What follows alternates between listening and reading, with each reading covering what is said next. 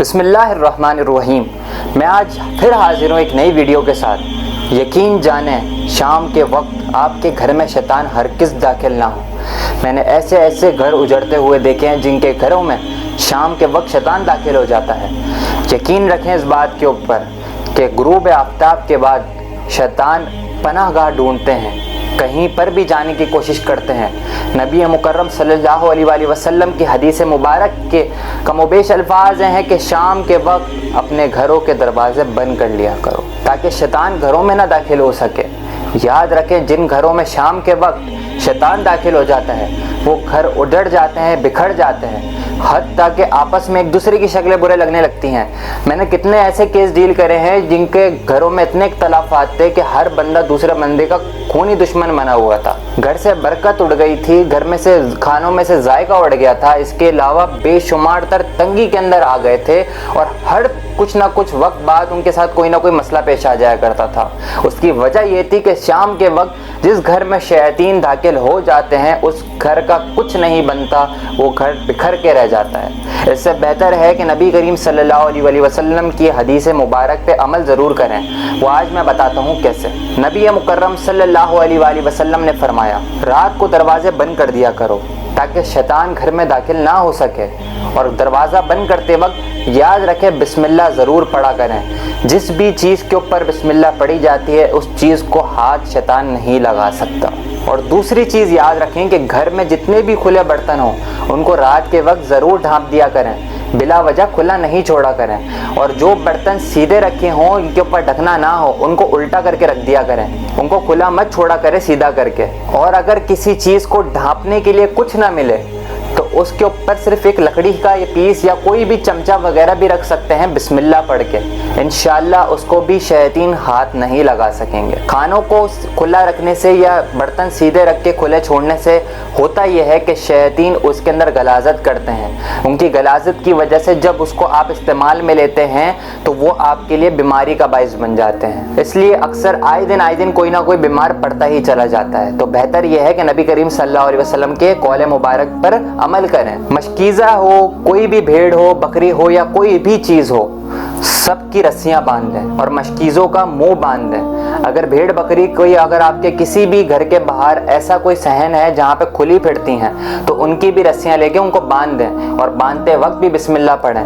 یقین جانیں شیاطین ان کو بھی نقصان پہنچا سکتے ہیں، کیونکہ شیاطین کا کام ہے قلبی، معاشی، معاشرتی ہر طرح کا نقصان آپ کو پہنچانا۔ اور مشکیزوں کا منہ اس لیے بند کر دیا کریں کہ نبی کریم صلی اللہ علیہ وسلم کا حدیث پاک کا مفہوم ہے جو چیز بندھی ہوئی ہوتی ہے شیطان اس کو کھول نہیں سکتا۔ اور ایک آخری میں بہت زیادہ سمجھنے والی بات کہ چراغ گھر کے بجھا دیا کریں۔ چراغ سے مراد یہ ہے کہ اس زمانے میں چراغ ہوا کرتے تھے اور اس زمانے میں روشنی ہوا کرتی ہے، لائٹیں ہوا کرتی ہیں جس کو بجھانا بہت ضروری ہوتا ہے رات کو۔ اس کی وجہ یہ ہے کہ ان کے اور ہمارے پیچھے جو اللہ تعالیٰ نے پردے قائم کرے ہیں ان کا ہونا بہت ضروری ہے، ورنہ انسان خوف سے ہی مر سکتا ہے، کیونکہ انسان شیاطین یا کسی بھی شکل کی تاب نہیں لا سکتا۔ بہت ہی کم لوگ ہوتے ہیں جو تاب لا پاتے ہیں، اس لیے رات کو اندھیرا کرنے کا حکم ہے تاکہ اگر کسی کا گزر بالفرض ہو بھی جائے تو اس کو دیکھ کے کوئی ڈر کے خوف زدہ ہو کر بیمار نہ پڑ جائے۔ اکثریت سے دیکھا گیا ہے کہ رات کو گھومنے والے لوگوں کو جب بھی کوئی چیز نظر آتی ہے ان کو بخار چڑھ جاتا ہے، کتنے دن تک وہ ہاسپٹلائز رہتے ہیں۔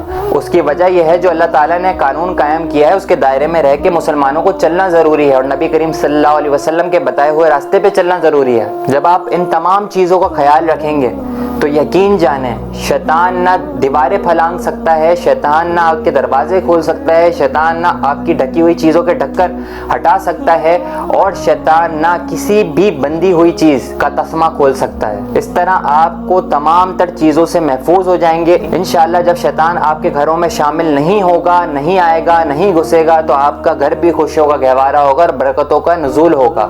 اللہ تعالیٰ کی رحمتیں اس گھر پہ نازل ہوتی ہیں جو نبی کریم صلی اللہ علیہ وسلم کے بتائے ہوئے راستوں پر چلا کرتے ہیں۔ آج کل آئے دن کسی کو کوئی نہ کوئی تکلیف، پریشانی، وبا، ٹینشن یا کوئی بھی مسئلے مسائل ضرور ہوتے ہیں روحانی یا جسمانی۔ اس کی وجہ یہ ہے کہ ہم حدیث پاک سے دور اور کفاریت اور اس دنیا فانی کی کچھ باتوں میں اس طرح گم ہو گئے ہیں کہ ہم لوگ نبی کریم صلی اللہ علیہ وسلم کے بتائے ہوئے راستے پہ چلنا بھول گئے۔ اب جب میں آپ لوگوں کو کوئی حق بات بتا رہا ہوں تو آپ لوگوں کا کام ہے دھیان سے سنیں اور اس پہ عمل کرنے کی کوشش کریں۔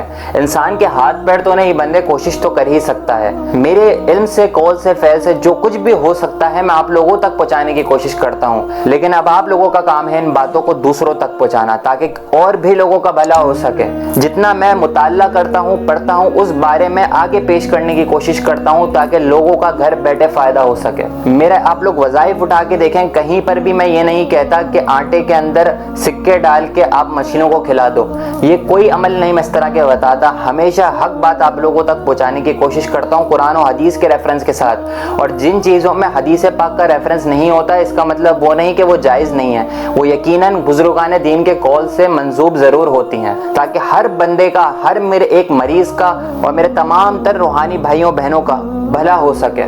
اگر کسی بھی قسم کا استخارہ معلوم کرنا چاہتے ہیں تو میرے روحانی چینل کے آفیشیل واٹس ایپ نمبر پر رابطہ کر کے آپ استخارہ ایک دن میں معلوم کر سکتے ہیں۔ ویسے تو میری دعائیں تمام تر مریضوں کے لیے اور پوری امت مسلمہ کے لیے ہیں، لیکن اگر خصوصی طور پر اپنا نام دعاؤں میں شامل کرانا چاہتے ہیں جو کہ آپ کے نام کے ساتھ میں آگے اللہ تعالیٰ سے دعا فرماؤں، تو اس کے لیے کمنٹ سیکشن میں جا کے اپنا نام اور ملک و شہر کے نام کے ساتھ مینشن کیجئے تاکہ آپ کا بھی روحانی محفل کے اندر نام شامل کر لیا جائے جو ماہانہ انعقاد کی جاتی ہے۔ دعاؤں میں روحانی بھائی کو اور میری ٹیم کو یاد رکھیے گا، آپ کا روحانی بھائی محمد فائز شیخ مصطفی۔ السلام علیکم ورحمۃ اللہ۔